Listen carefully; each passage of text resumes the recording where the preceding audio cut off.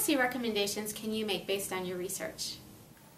I'm cautious making policy recommendations based on research. I think we have to be very, very careful about that.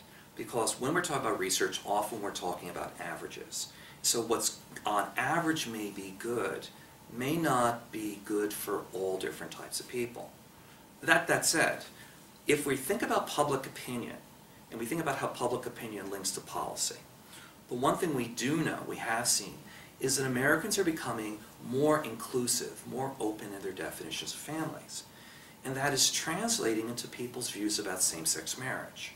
At this point, we have passed the 50% mark in terms of people's support for same-sex marriage. The polls vary a little bit, but almost every poll at this point is indicating that the majority of Americans now support same-sex marriage. Now, if public opinion drives public policy, we may actually see a real change in the future, that people will move towards more same-sex marriage.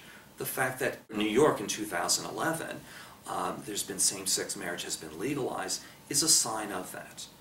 People might wonder, though, that there are many states in which same-sex marriage has been prohibited. It's been prohibited by votes. And I think it's important to distinguish between public opinion and voters. Voters are not the same thing as the American public. You know, on average, voters tend to be older. And one pattern we do know is that people who are younger are much more open about same-sex marriage than older ones. To me, this is a sign that people who are younger should be voting more. But what this also means is that as we get older, or as through the years, the public is going to become even more and more supportive of same-sex marriage as younger people get older.